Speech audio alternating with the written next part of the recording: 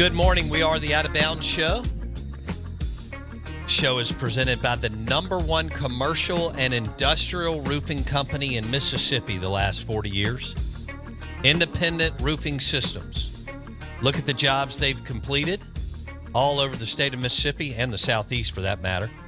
Roofing.ms, done right the first time, powered by Independent Roofing Systems. This is ESPN 1059 The Zone. Our guests join us on the Farm Bureau Insurance guest line. We welcome in Tom Luginbill with ESPN's college football team. How you doing, my man? I'm doing good, buddy. How are you doing? I'm doing well. We're getting closer. I think we're 19 days away, so I'm ready. And I wanted to go over Georgia's schedule with you, and here's why. They haven't pulled a schedule like this in the history of their program, but then again, they haven't had this type of coach and maybe this type of talent. I want you to weigh in on that a little bit later. But they play 3 brutal road games at Bama in September, which is great for all of us because they actually play people this year in the regular season, which will be fun for you and fun for me. So I think they'll smoke Clemson. They'll pull away double digits. But I want to focus on these 3. Georgia at Bama in September, Lugs. Georgia at Texas, which is delicious, in October. And Georgia at Ole Miss in November. Do they sweep? Do they win 2 of 3? Or do they win 1 of 3? I would be more prone to say that they sweep. But when I say that, you mentioned that Ole Miss game on there. That's week 11. Now there's a lot that can happen to your football team, to your roster. If you have a key injury here or there, God forbid one happens at the quarterback position. Now everything's off the table, right? Because your entire forecast of what people thought going in is no longer reality. I got to be honest with you, though. You mentioned the game at Alabama and then the game at Texas. But the 2 games wedged in between there, I think, are sneaky good games and sneaky dangerous, with Auburn and Mississippi State wedged in between road contests at Alabama and at Texas before they get to their bye. The one thing I like about Georgia's schedule is I love where their bye weeks fall. I think that they're going to get 2 nice little mid-season rests, get themselves healthy, get those fresh legs back under them. But they're the better team, in my opinion, in all of the road contests of the games that they're playing. Okay. All right. Fair enough. DeBoer, I think people are sleeping on Alabama with Saban leaving. I do too. I just do. And by the way, that's a credit to Nick Saban. He left a healthy program to DeBoer, and then DeBoer is really good at what he does. And they're just gonna, they were, good grief, they were a struggle last year on offense. They're going to be so much better. But staying with Georgia real quick, do you think that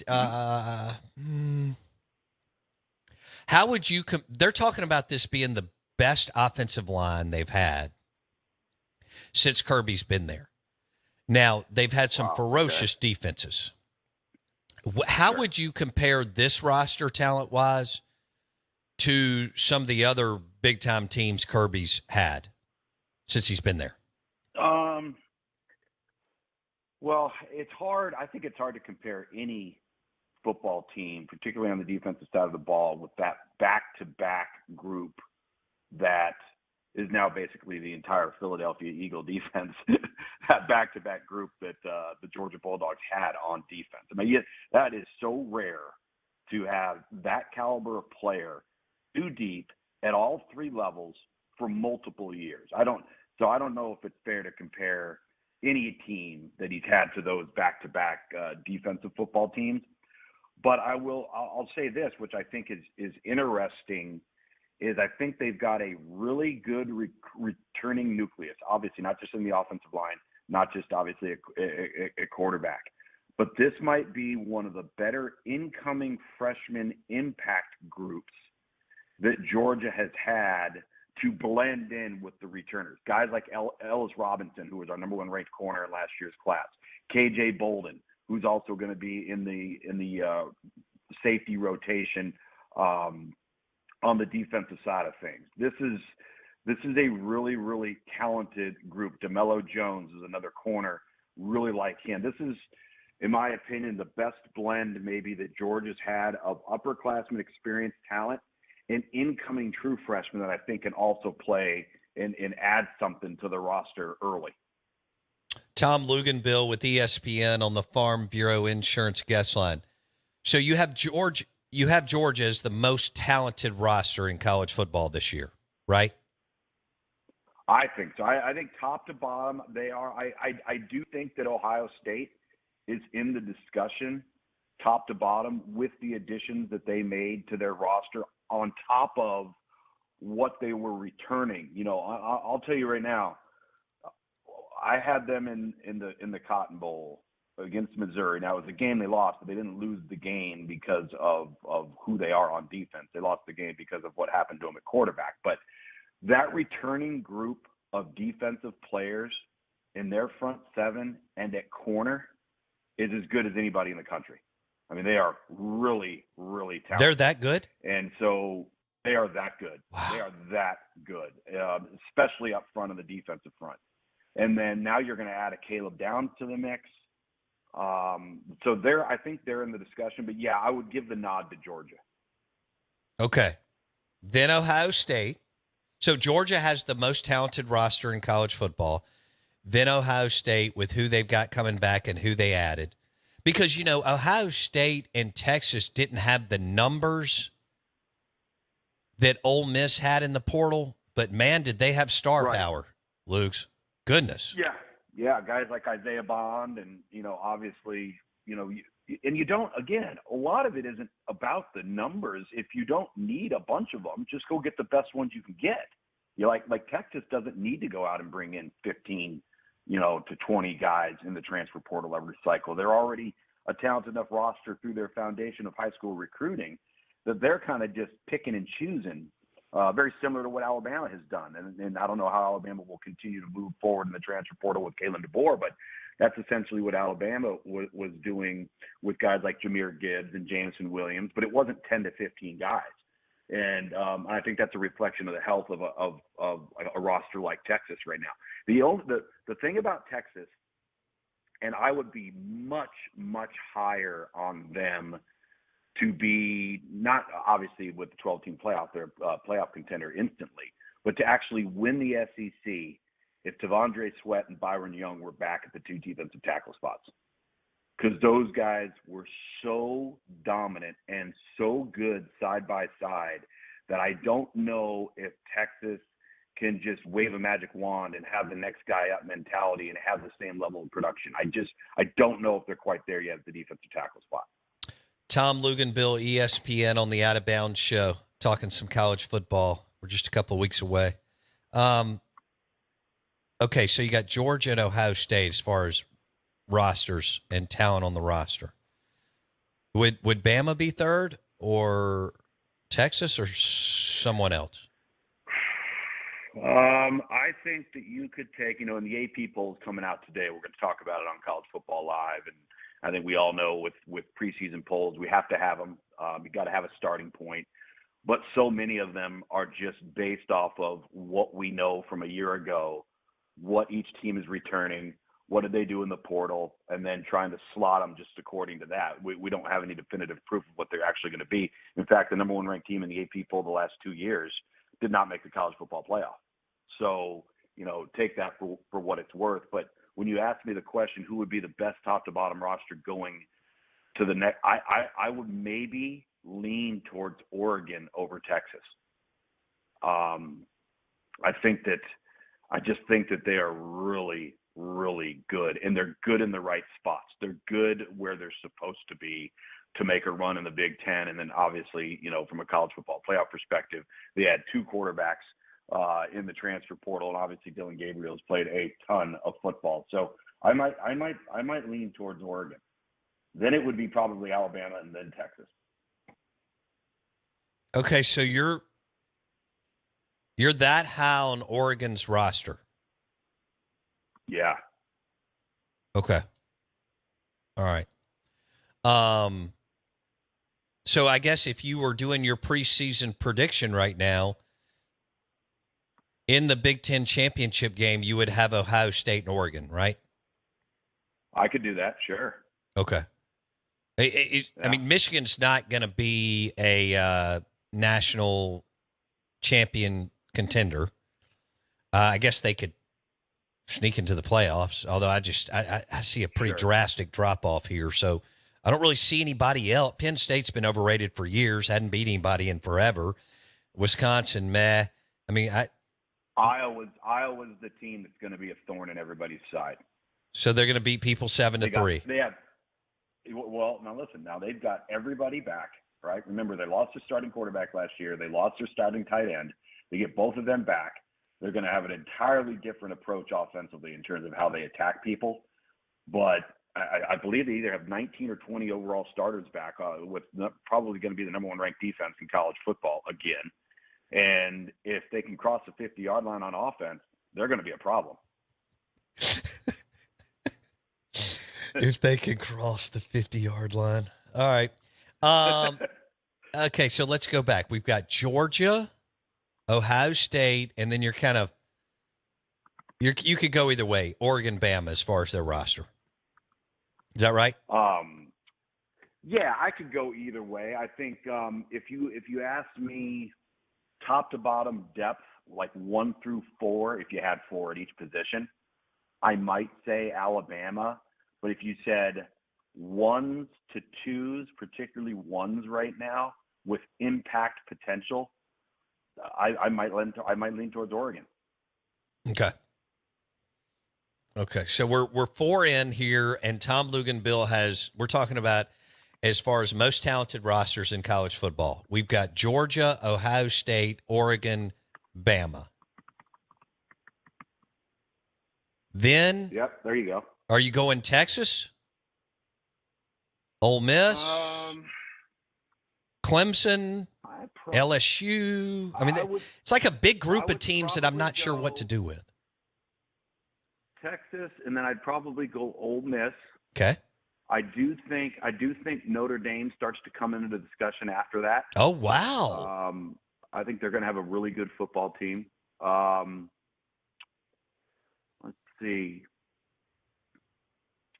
That's a really good question, because you're right. This is why this gets tough when we talk about this. And this is because now with the college football playoff expanding to 12 teams, so now you're starting to get into that, 6 through 12 discussion, right? So you could take teams like Ole Miss, Notre Dame, Michigan, Penn State, Florida State, LSU, Utah, Clemson, maybe Missouri, and throw them all up in that category, in that group. And I don't know how I would slot them, right? Like, what's the difference right now between Penn State and Florida State?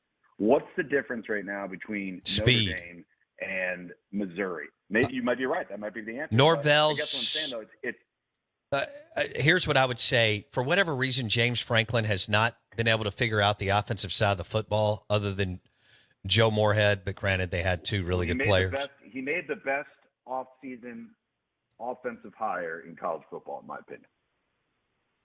Okay. With Andy Kolonicki.